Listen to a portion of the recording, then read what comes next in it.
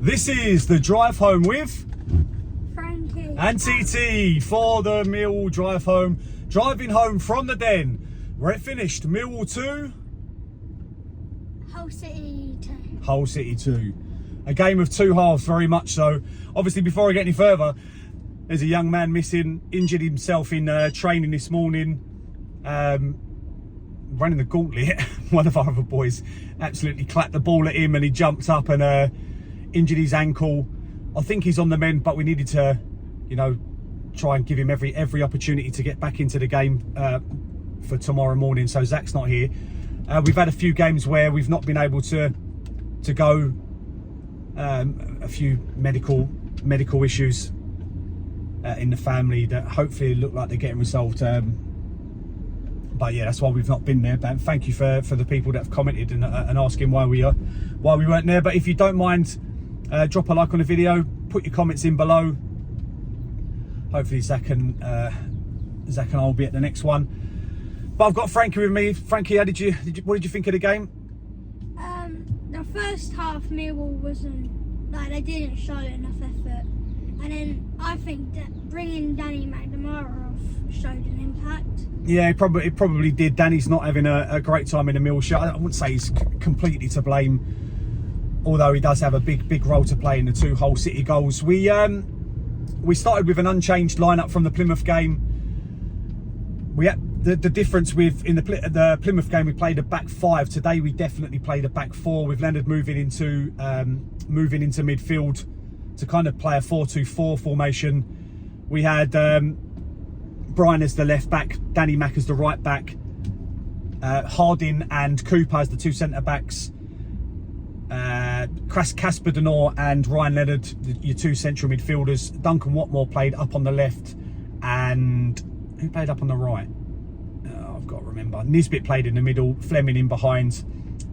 Nisbet, the right-sided player's absolutely gone from me, and this is where I need Zac. But I think, like I said, we didn't start too badly in the game. Created a couple of early chances.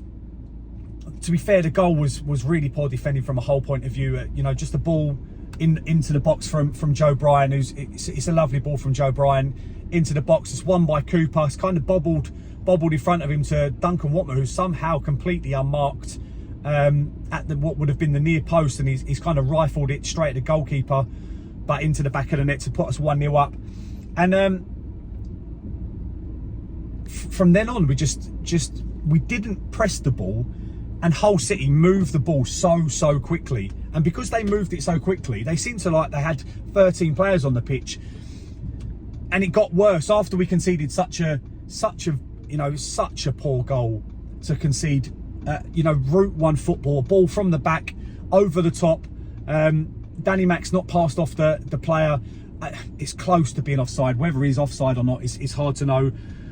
But it's just that the lads got in behind. To be fair, it's a great first touch to take him through on goal, and he puts it into the bottom right hand corner, which was a really good finish from the lads.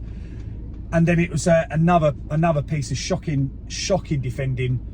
Again, a ball over the top, and it's headed by Danny Mack past Bart.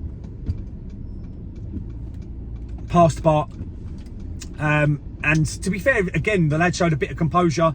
He's done well, and cut it back to about the edge of maybe the penalty spot, and he's put it in to put them 2-1 up. And there's two woeful bits of defending, but from then on, it was all Hull, just playing the ball around us. Like I said, we had a completely non-existent press. We didn't know how to get on the ball, and it was. Don't get me wrong, Hull were a very good footballing side. They played some really nice, neat patterns of play, and it was dying for some changes, and potentially the changes could have come a little bit earlier than they did, because it only looked like a matter of time before Hull made it 3 or 4. They had a couple of half chances. One where Wes Harding's made a mistake passing it out from the back. He's tried to win the ball back and made an error. Brought the player down just outside the box. And we go in at 2-1. Like I said, I thought we were fortunate to go into the half at 2-1. Campbell did have one strike, but I'm really not sure how Campbell gets into this team in front of George Saville. But he's had one striker, one good bit of play from Millwall. I think it was before the Hull City goal, which probably showed you where, you know, we had a bit more confidence, and he's drilled it into the side netting rather than going across goal. But like I said, 2-1 at half time, crying out for some changes. 2 changes did happen. Danny Mack comes off, and Brooks Norton-Cuffy comes on the right side, and the Tom Bradshaw comes on for Duncan Watmore. I'm not sure if Duncan Watmore picked up an injury, but it worked because Tom Bradshaw changes the game, in my opinion, but just because of his energy, just because of the way he presses the ball, just because of the way that he, you know, his desire, and to be fair, he's also really good at now receiving the ball into feet and then just playing it off. And we've done that far better in the second half, and we create the goal from a really good bit of play, actually. Some good football. Like I said, Hull didn't really get out of their half in the first 15 minutes. We played some nice football. It was a lovely through ball into Joe Bryan, he's drifting in as the left back. He's come in the box and he's done an absolutely brilliant cut inside. The defender thinks he's going to show him on his left foot. He cuts in, takes the defender out of the game, and then drills it into the bottom right hand corner with his left foot to put us 2-2. And like I said, at that stage, completely deserved. The good thing about it is then just after the goal, Nisbet comes off and we bring a Maku on, which for me is an attacking sub. You get some pace on there and you play a Maku in his strongest position, which is striker, 2 up front, and then we're taking the game to Hull, and they just end up getting deeper and deeper and deeper until they sit in, you know, towards the end of the game, they had absolutely no one up front, where like I said, they kept 2 or 3 players, especially wide, at the start of the half. In the first half, and it was creating, they'd always had an out ball, but they didn't really get that in the second half. And just, even though they still had good patterns of play and still tried to play out from the back, and they didn't make many mistakes with that, because you know, a mistake trying to play out from the back could cost them, but they kept the ball really well. But the one thing you'd say is, did we create enough? Yeah, Brooks Norton-Cuffy played really well down the right, crossing the ball in a couple of times. Cooper's absolutely manhandled. I thought the referee had a very poor game, if I'm honest. Very, very poor, very weak.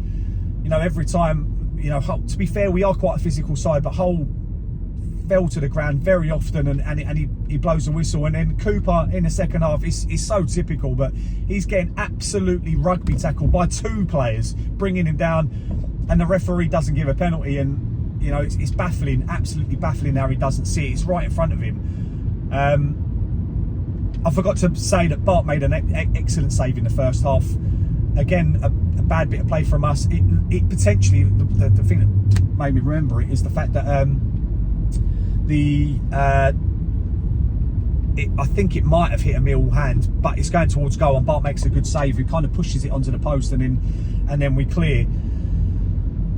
Overall, you know, it's a much better second half performance, and therefore, you know, you're driving home feeling a lot more optimistic, because if it had been the other way around, you'd have, football's a funny game, you start to feel a little bit more frustrated with the game. But because we've come off of it as a high, you know, we win away at Plymouth with a good battling performance up there, and then to have a much better second half performance, and you know, we look like we tried to play football more in that second half. Romain Esse comes on, 10 minutes to go, and is a live wire, does brilliantly to get the ball in midfield, runs and puts a great and, you know, a brilliant ball through to Amaku, who would look to do better. You know, he's blazed it over the bar, and that was our big chance really in the second half to take all 3 points. But overall, Frankie, who's your man of the match? Well, it's either between Zian Fleming, Esse or Brian, because when Esse came on, he lightened up the pitch. Yeah. Okay, fair enough. I thought Casper Denor done really well. I thought Harding done well at the back, but I'm going to give it to Joe Bryan purely because he was industrious, defended well, got forward, puts the ball in for the first goal, and then scores the second goal. So for a goal and assist, and because of his quality on the ball, I'm going to give it to Joe Bryan. Now we've got the international break, I believe, and then we've got Watford.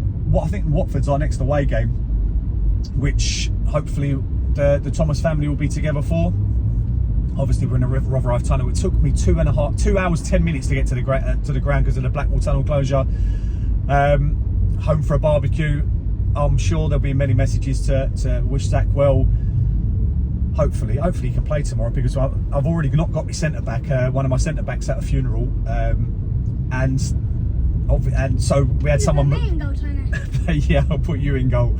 2 years younger, but you do a job, Frank. I've always said you're a decent goalkeeper, to be fair. And I actually train with you. Yeah, and you do train with the boys every now and again. That's true. But we'll leave it there. Thank you very much for watching. If you don't mind, drop a like and drop your comments in below. And if you're not subscribed to the Mill Drive Home, get yourself subscribed. But there is only one way we can end it, with quite a positive second half performance. No one likes us. We don't care. Can't you, Lions?